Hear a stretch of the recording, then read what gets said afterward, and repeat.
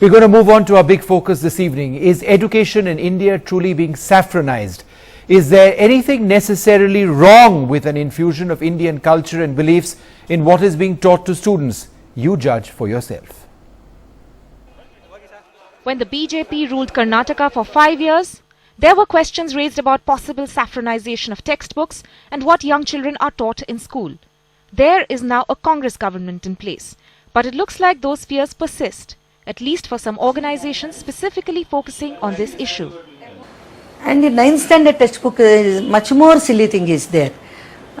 Say first test tube baby was found in England actually, and what they are telling is during ancient India there was a test tube baby.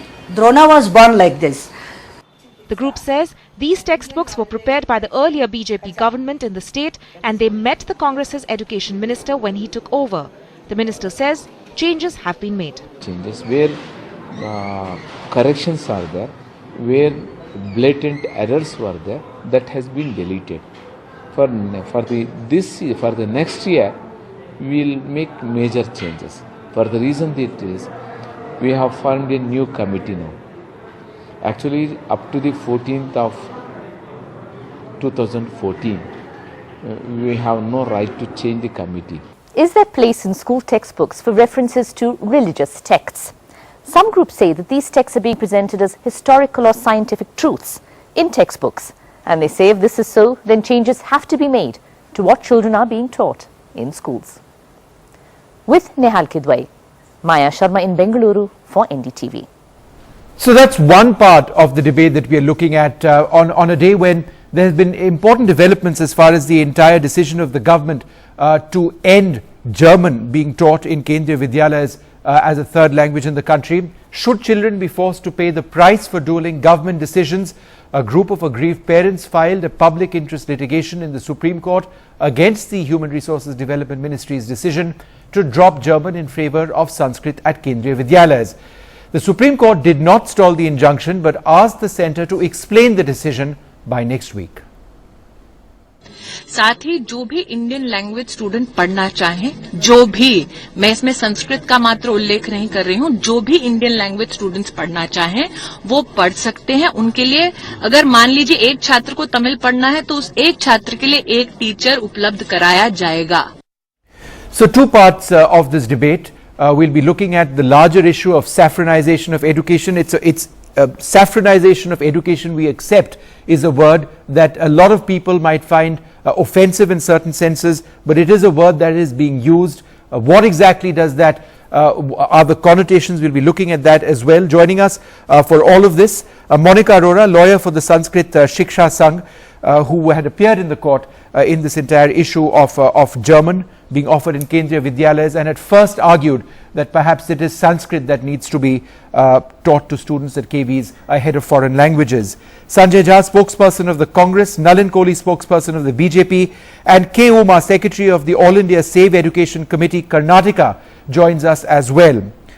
Monica Arora, let me come to you first. Was today, I won't use the word setback, but was it a bit of a surprise to you that the challenge made by parents who felt that their students shouldn't be deprived of German, it wasn't dismissed, but on the other hand, you have questions now to answer to the Supreme Court? Vishnu, we stay in a society and a country governed by rule of law. Let the law prevail. It's not law of jungle. Similarly, when this order we got from the Honorable High Court of Delhi, we clearly stated our position there that according to National Education Policy of 1968, 3 languages have to be taught in India, right, and the third language has to be an Indian language. 3 language formula clearly states that foreign language cannot be taught as a third language. It can only be taught as an additional language. We'll talk about that. So I'm just asking, was today in any way a setback for you? Not at all. So whatever has happened according to the rule of law. Okay. The Supreme Court has not stayed the decision of Ministry of HRD. It they has just want to know your policy. Stated that what is the policy. Right. Please let us know. So what another state is, Vishnu, that saffronization of education, no. What we are talking about is whether rule of law will prevail or it will not prevail. It's a democracy. Anybody can go approach the court of law. That's an important point you make. Sanjay Jha, you know, this because a lot of people have been tweeting as well in the last little while, asking me, why are you using that phrase saffronization of education? You know, saffron is a color. I mean, why must we actually, you know, offend people by using this term? And what Monica Arora is saying is that, look, there is a policy, there is a law in the country. This is what the law says. So therefore, it's not right to interpret this entire thing from the prism of quote unquote saffronization. However, do you believe this is part of a larger agenda? That's my question to you. Well, Vishnu, let me answer your last question first. I mean, in terms of saffronization, believe me, this is a very, very grave challenge that we face. And it's astounding that, you know, if anybody pretends to be oblivious of that challenge. You have Dinanath Batra, an RSS man who's dictating terms to the HRD ministry, unless all the newspaper reports are all fabricated and everyone writes only fiction in daily morning newspapers. So I have heard Baba Ramdev talk about the fact that he's got a policy which he wants to discuss with the HRD ministry and have a significant influence on its decision making. You have the Prime Minister who actually makes a speech where he talks about Lord Ganesha's plastic surgery being done. So there is a whole effort here to actually bring mythology and, you know, take over modern medicine and modern practices. I think, you know, the whole Hindutva agenda is to change history, which is why we have debated so often on the whole Sardar Patel issue. You know, the attempt to try and confuse, confound, and if nothing else, try and definitely obliterate what are basic facts and cannot be challenged. Now let me give an example even in terms of law. There is no law that says, and in fact Monica Arora should know better, that there are states in India which are using Spanish, French, German and other foreign languages already. There is a quote given by the Minister of State for Home of this government, who has said in Parliament that the 3-language formula is not being consistently applied in different states because they're all using their own third language, whichever their own interpretations of the law. Yes. For them. How many states in North India are actually having South Indian languages being learned? So there are critical aspects here, but let me just tell you one thing. This is a threat. This is the way a party which is obsessed with Hindutva is going to play its hand. And the fact that the Prime Minister himself gave a foreword to Mr. Dinanath Batra's book, which is compulsory reading for innocent young children in Gujarat, should worry us. Nalin Kohli, would you like to come in on that this is part of a larger agenda of this government? I have a few points to make. First is, there is a marked difference in how science and religion have a relationship in India and how it has in, say, the West. Because theology and spirituality are almost, theology and science are almost clashing with each other. Here, there is a grey area and a point of confluence too. That's one. Two is, the word saffronization of education is a political term brought on by a few myopic people. Because by that logic, then Patanjali's Yoga Sutras, all the Ayurvedic texts, all the stuff that are there should belong to the BJP, which it doesn't. All of this is part of India's civilizational heritage. It belongs to India, it has been there. It is not meant for the apologists who feel that, you know, we are challenging the secular nature of India. India is secular because, bluntly putting it, the majority of Indians are secular. It's not because the Congress party desires it to be secular. And the last point I want to make is that at the end of the day, this whole thing about Dinanath Batra and about this, it's an additional reading material. You can, and I'll go into an area of faith. Let's go one by one. You say that, you know, test tube baby is an allegory term. So are you allegorical term? So one wonders whether it is true or not. Today, in the West, a lot of research is happening in the United States which says that the old yogic traditions of meditation actually have a phenomenal effect in treating disease. Yoga itself is becoming an international accepted form of good health. So now, just because it's happening now doesn't mean that it did not happen. It shouldn't have been accepted earlier. Okay, Nalin, you made lots of points over there. I want to dissect a few of the points that you made. Congress's low standards of apology. And I know Sanjay wants to jump in as well, but I want to go across to K. Uma, Secretary of the All India Save Education. I just want to give him a quick response. No, Sanjay, we've got time. We've got time. I know you want to respond, but you know he raised a particular point about test tube babies in India, and it's interesting and it's important. And the reason I've come to K. Uma is because it appears in a Class 5 textbook in Karnataka, and it says, and let me quote from the book. It says that the first test tube babies were created in India at least 7,500 years ago. It says that Dronacharya was born to a sage in the modern day city of Dehradun, and then it goes on to how Dronacharya was born. Now this is a photocopy of the actual text of this book. Now this is what children in class 5 are learning. K. Uma, how would you respond to some who actually say that nobody is denying science in the conventional sense of the word, nobody is denying test tube babies and in terms of modern medicine? What is wrong with including this in a textbook?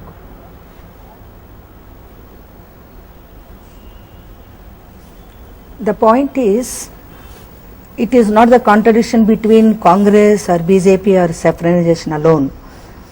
They made some distortion in putting facts. Say for example, in vitro fertilization is developed these years, but they are telling that it was there in ancient India 7,500 years back, and Dronacharya was born to Bharatwaja according to Mahabharata. Seeing an Apsara, seeing her beauty, he got some excitement. From there, whatever fluid he got, he kept in a pot, and later on this test tube baby, that is Dronacharya, was born. Definitely it is not science. According to science, it is to be proved based on experimentation and verification. It was neither it was experimented nor verified, just a fact. Fact cannot be taken as a statement, cannot be taken as a science. Ma'am, what is the definition of science that you believe in? Because that definition of science... Science definition, science has got two aspects. That's just the point. Your definition of science... Another is scientific why does your definition of science have to be a one-way or the highway kind of definition? What is wrong with mythology? What is wrong with aspects of our culture being brought in? It doesn't deny anybody else the right to explain it in the conventional sense. But what's wrong with children learning this? Sure. Yes. Vishnu, I need to come See, I belong to a committee, Save Education Committee. If children study anything better, they study based on scientific approach. Scientific approach is, it is universal. It must be universal, and there should be cause and effect theory. Without explaining the effect without a cause, I want to come simply on this. telling that this happened, that happened, that cannot be Okay, science. fair enough. Nalin, go ahead, and then Sanjay, I'll come to you next. Nalin, go ahead. Yeah. Nalin, go ahead. See, I want to make this clear that India has had a scientific temper, and it has a rich heritage of science.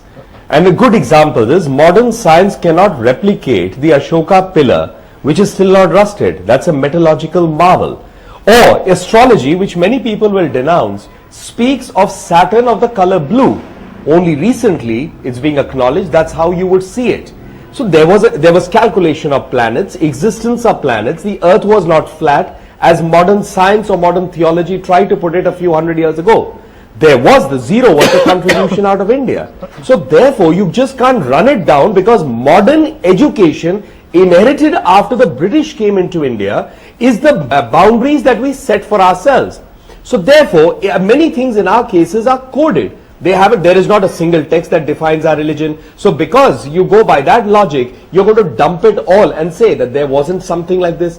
What I'm saying is you have to have an open mind. If educationists are going to have closed minds, if they themselves are not going to look at it from the narrow confines of how they would like to see it, what education are we talking of? Then we just should simply say, bring the books from abroad, study them flatly, and go ahead. Why should you reject anything that you have of your own?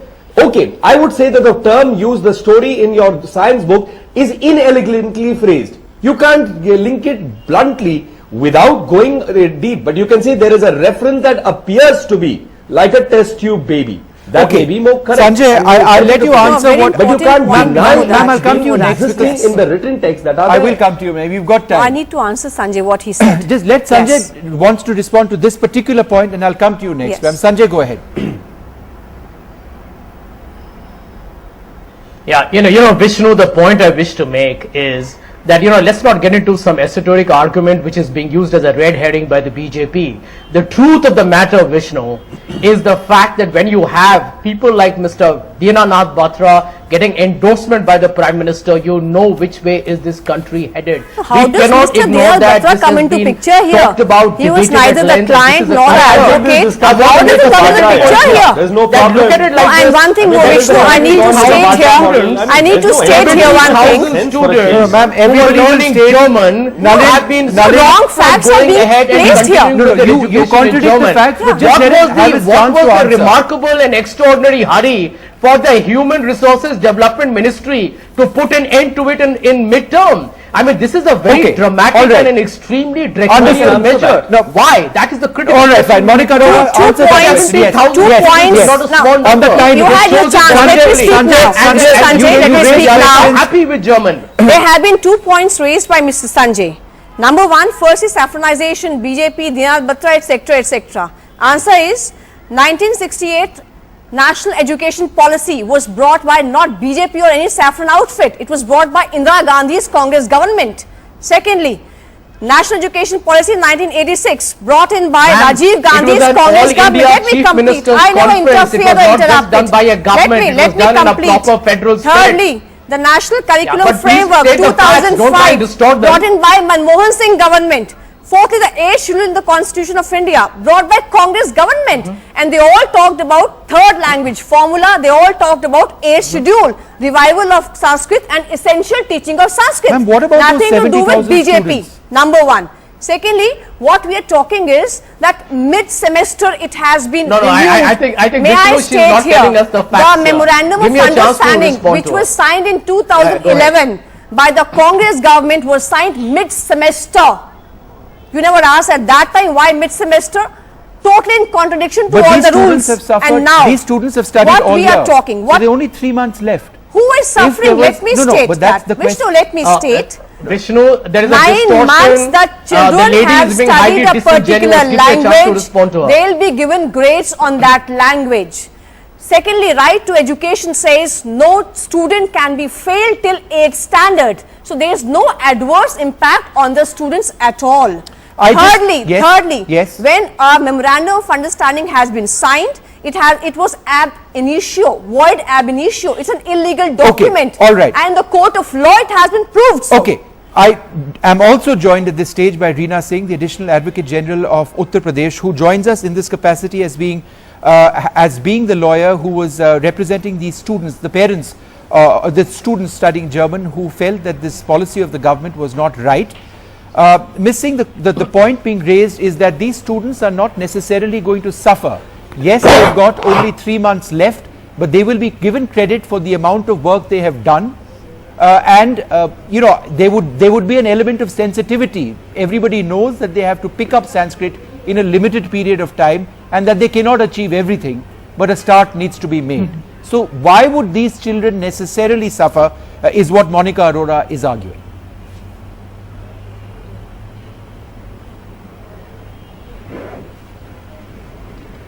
No, she's right in saying so, because we also approach to the Honorable Supreme Court with the request, because see, we are in the mid-session. Even if you see the minutes of the ministers, you see they have categorically mentioned in the para 2.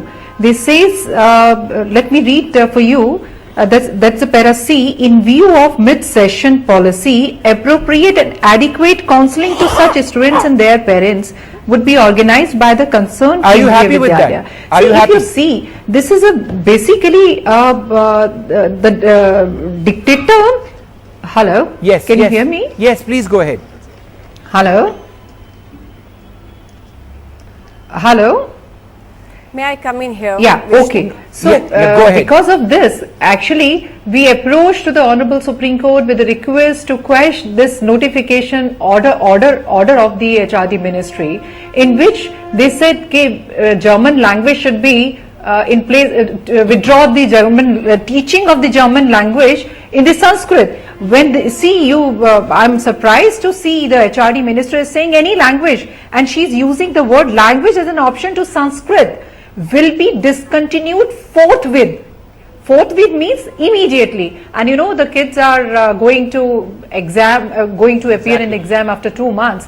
And this is a burden on them. Exactly. And now they are coming up with one solution. Nobody okay, will fine. be failed The till kids the 8th who are standard. studying in 8th class, Secondly, proportional German language grading will be there. start with the first term of the 6th class.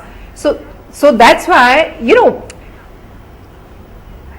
Sanjay Jha, why don't you jump in over here?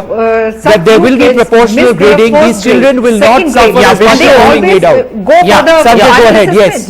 Then what will happen to those students? Vishnu, let me tell you the reason why the parents have got themselves together to file a PIL is a manifestation of the kind of disappointment this very draconian measure of the HRD minister is causing. Let me make a point, Madam Arora, please just give me a few seconds. This draconian rule was passed by Congress government. It is true that the right to learn a language is with the children and is with the parents. And by the way, whether it is Sanskrit language or German or French, they have every right to choose the language they do. And let me tell you where there is a distortion here. India is now in a globalized world, and today, for example, you cannot force people to learn one particular language. It's a classical language. You can't force it because it has no practical applicability. You got to accept that. Sanjay, your facts are wrong. It is a total lie that that the education policy. 1 minute. There are states today, ma'am, which are teaching French, Spanish, and German. Can you deny that? Can you deny that all states have a right to determine the role? You are arguing against the law. All of these foreign languages need to go. Which language should be taught and which one should not be? It is not. See, we let me put it straight. We met the German ambassador also, and a particular point was made, and the point was that German, French, Russian, Spanish, Chinese, they all can be taught. They are more than welcome. Sanskrit says Vasudev Kutumbakam. We welcome all the languages, but not against the rule of law. Not Sanskrit against the needs rule to be of the law. third language. These can be additional languages. Who what says saying. so? Let me put it. Supreme Court in 1994, in Santosh Kumar's case, in a division bench judgment, clearly stated the following. I'll state 3 points. Number 1, to understand India and to understand Indian culture, you must learn Sanskrit. Number 1. Secondly, Jawaharlal Nehru said Sanskrit is the greatest treasure of India. And thirdly, Supreme Court said Sanskrit is the mother of all Indo-Aryan languages. All right, it's a larger debate, and it's being played out now at the Supreme Court. There will be a hearing which will come. Nalan, I have to interrupt you. I have to interrupt you now because we are completely out of time on this. We probably need German teachers to teach Sanskrit. Then a lot of panelists will not have a problem. All right. You must abide by the rule of law. Let the rule of law prevail in Incidentally, India. Germany is a center for Sanskrit learning, so they may be a little bit more. Additional language, not a compulsory language, additional language. All right, we can keep going on like this. I have to end it now. We are bound by time restrictions. Thank you so much for joining us.